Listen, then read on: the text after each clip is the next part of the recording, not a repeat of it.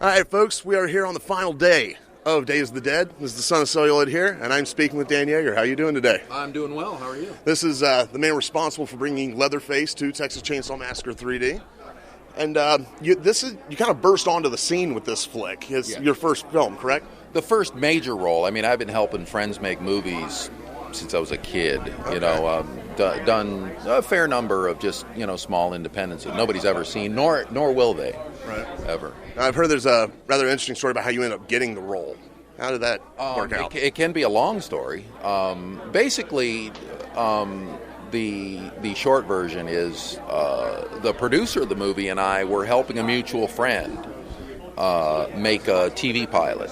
And that was where we met. And it just so happened he had just bought the rights to the Chainsaw franchise. Mm-hmm. And as he was developing the story, we kind of ignored the fact that I was an actor. Okay. Just because producers and actors really don't hang out. But we were friends. We still are. I mean, he's a great friend. And so it is unusual that a producer would hire, a close friend for a major role in one of his biggest movies. But then, it's also very rare for an actor to have a producer who happens to be developing a movie that he is perfect for. I mean, that was one of the twists, one of the, it's just, right place, right time, right everything. It just, really worked out well. Now, when you're approaching a character like Leatherface, did you kind of start with the psychology and go from there, or did you just pick up the mannerisms and let that inform the headspace, or which angle did you take on it? I started with the character. I mean, I watched the movie, the original Texas Chainsaw '74. I watched it. I've been a fan of that movie since I saw it for the first time when I was in high school. I heard about it. It was legendary back then. That was back in the early '80s. And, it was one of the first VHS tapes I ever bought. Studied the movie itself and looked at it from there. And then I realized I've got to get deeper into this. I looked up everything I could find that Gunnar Hansen ever said or wrote about playing the character. Went back and watched it some more and tried to see what that meant. And then I ripped him off as mercilessly as I could. Right. And then, of course, by the time I get the character, he's gone through some significant life changes. Mm-hmm. So the character I play is no more the same character Gunnar Hansen played than I am the same person I was when I was a teenager. Right. But I am the same person. So anyway, I tried to make sure I maintained what we knew about Leatherface, right, which was that he loved his family. Mm-hmm. He gored himself at the end of the movie. Right. I couldn't let that go. Yeah. And he's fundamentally lethal. Mm-hmm. And he's always scared. I mean, that's always Leatherface's motivation, is fear. One thing, when that movie came out, one thing I kept reading in reviews, they turned Leatherface into a good guy. He never really was a villain. Did you really see him as a villain, or just that's what he does? Well, what we did was we exposed his point of view. Yeah. And he's not a good guy. I mean, he kills people. He kills people, for wrong reasons, but we now understand why. And that's what you need to give people, is you need to make them understand the story. And then people make their own. Yeah, he's never going to be a good guy. Right. Now, one of the things that this movie actually kind of added to the Leatherface lore was when he was sewing the mask to his face. Yeah. Well, from a character standpoint, why did Leatherface start doing it that way? Gunnar actually explained something to us when we were working on, this whole thing. He said, if you take the mask off, you'll find nobody's there. He actually wanted to play it like, there was nobody behind the mask. And that's one of the changes that happens to him. Mm-hmm. And we needed to add some element that would make that reality, visceral. Right. We needed something that, basically at the end at the beginning of our movie, Leatherface's entire family is slaughtered. Right. He's all alone now. Mm-hmm. There's nobody there to think for him and tell him what to do.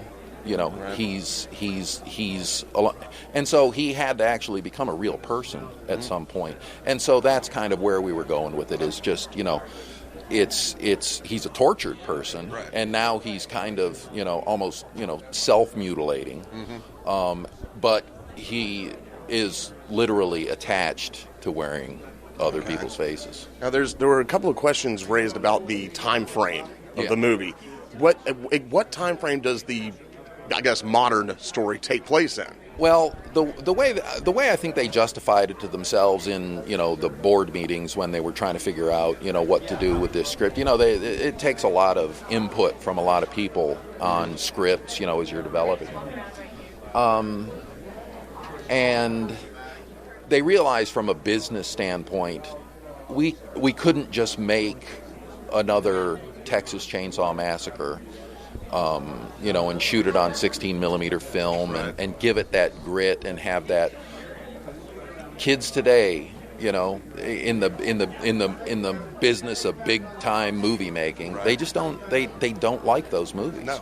And so, you know, we're presented with the conundrum: are we going to make, you know, just a movie for us to sit there and enjoy, you know, and the truly artistic-minded people who love horror, or are we going to make a movie and try and make it accessible to, you know, the mass audiences? Which, when you're spending that much money, you're you know, you have to. Right. It's just business. That's the business we're in.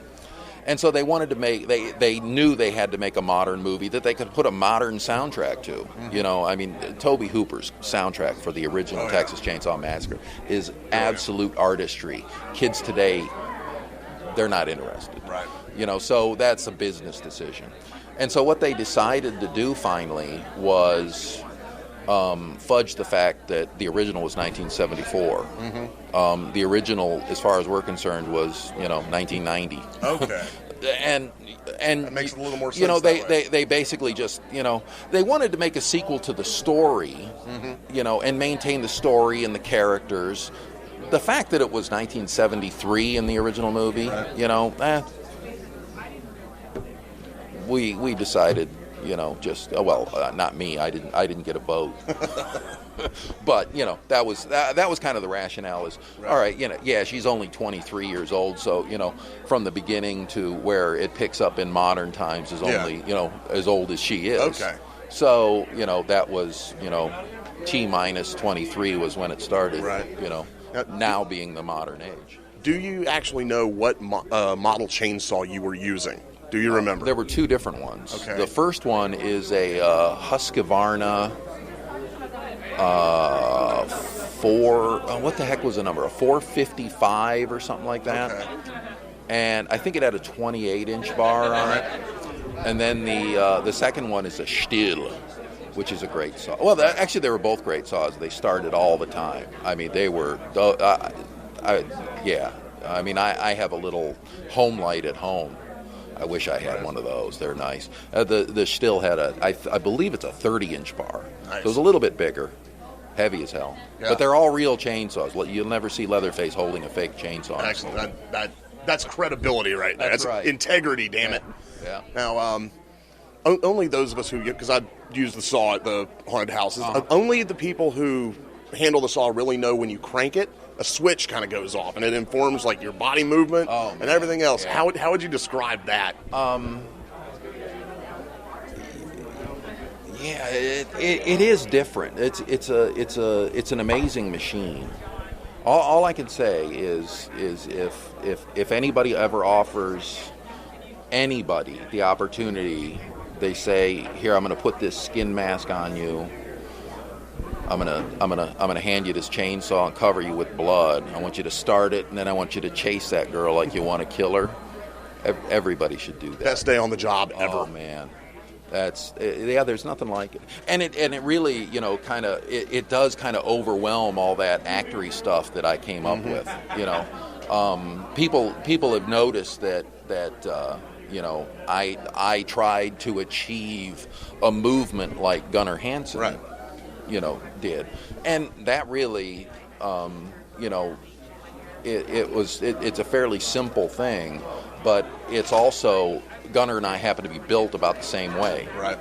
And when you are holding a chainsaw, you just naturally move, right, a particular way, and so it looks right. And it really, it wasn't so much a conscious effort as the fact that we were just, well matched. Yeah, it's automatic. Now, have you spoken to Gunnar since the movie? He's given you any feedback on how? Yeah. No, he liked it. He was really impressed that we thought to sew the mask on the face. He liked that, and I think he was overall pleased. I mean, we are actually good friends now. Cool. I admire the man, and anybody who hasn't read his book about the making of Texas Chainsaw Massacre is missing something wonderful. It Agreed. really It's is a great book. An outstanding book. Really well written. Mm-hmm. Now, there's kind of conflicting information online about what the plans for a sequel.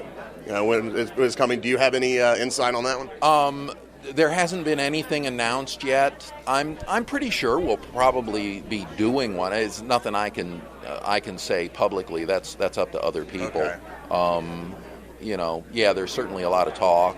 Okay. Until the ink is dry, we don't say one way or another. Gotcha. But there's a lot of places for this franchise to go now. Mm-hmm. And I look forward to seeing that. Awesome. So do I, and I thank you very much for talking to me. You're very welcome. And stay right here at the Son of Celluloid show for more interviews from Days of the Dead. Saw his family.